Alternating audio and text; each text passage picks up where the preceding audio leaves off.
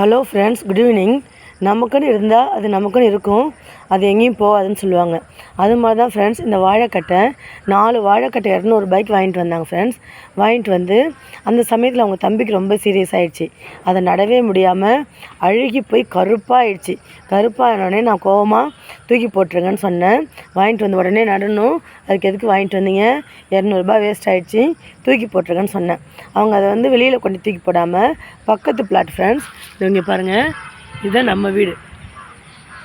நம்ம வீட்டுக்கு பக்கத்து பிளாட்டு, நான் எங்கள் சின்ன மாமியார் வீட்டு பிளாட்டு.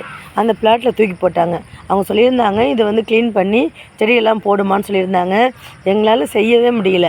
அங்கே தூக்கி போட்டுருந்தாங்க. அது பாருங்கள் ஃப்ரெண்ட்ஸ், 4 கட்டையுமே எப்படி அழகாக துளுத்து நல்லா வந்திருக்கு. அது பார்க்கவே ரொம்ப சந்தோஷமாக இருந்தது. கோவலாம் எங்கேயோ போயிடுச்சு. வேண்டான்னு தூக்கி போட்ட வாழைக்கட்டை உயிர் வந்து நல்லா துளுத்து வந்திருக்கு. இப்போ அதை தான் வந்து குழி போட்டுட்ருக்காங்க. எனக்கு என்னென்னா ஃப்ரெண்ட்ஸ், காலையில் சுறுசுறுப்பாக வேலை செய்வேன். நைட்டு முடியலாம் படுத்துருவேன். காலைல 3:30 4:30 ஏஞ்சி எல்லா வேலையும் கிடக்குன்னு பார்ப்பேன். ஆனால் இவங்க என்ன பண்ணுவாங்க, சண்டேயில் காலையிலேருந்து உட்காந்து டிவி பார்ப்பாங்க. ஈவினிங் 5 o'clock ஆகுது பாருங்கள், அப்போ தான் அவங்களுக்கு சுறுசுறுப்பே வரும். இப்போ வந்து என்னை கூப்பிட்றாங்க, வாழைக்கட்டை நடலாம், வந்து எங்கே நடுறதுன்னு சொல்லுன்னு சொன்னாங்க. சரி, எதுக்கு ஆர்வமாக செய்கிறாங்க, வந்து கூட நிற்போன்னு சொல்லிட்டு நிற்கிறேன் ஃப்ரெண்ட்ஸ். அதுக்காக தான் குழி போட்டுட்ருக்காங்க. இது எவ்வளோ ஒரு சந்தோஷமாக இருக்குது பாருங்கள் ஃப்ரெண்ட்ஸ். நட்டு நல்லா வரட்டும். அதில் வந்து ஒன்று வந்து செவ்வாழைன்னு சொன்னாங்க.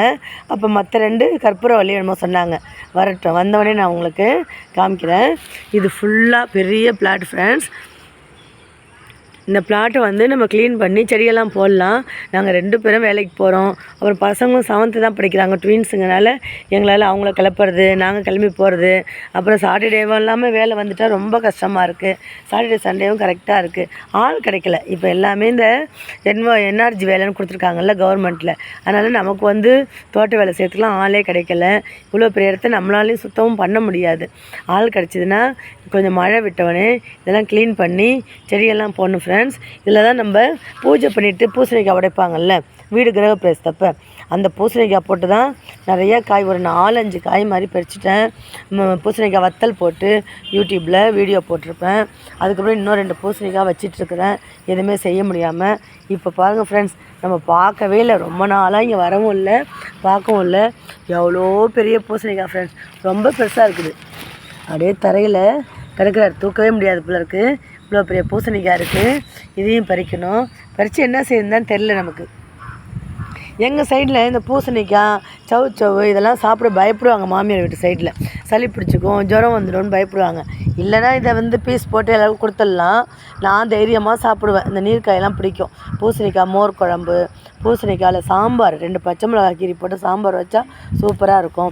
அப்புறம் வத்தல் போடலாம். மழை பெய்யனாலும் எதுவும் செய்ய முடியல, அப்படியே இருக்குது, பறிக்கணும். இங்கே பாருங்கள் ஃப்ரெண்ட்ஸ், நிறையா புல் நம்ம முழங்கால் அளவுக்கு வளர்ந்துருக்குது. இதை வந்து நம்ம க்ளீன் பண்ணணும். ஆள் வச்சு தான் பண்ண முடியும்.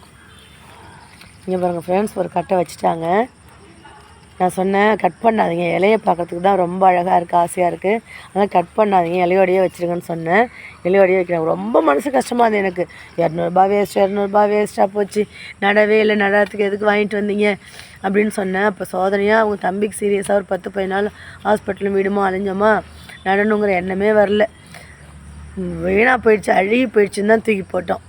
அதுதான் ரொம்ப சந்தோஷமாக இருக்குது.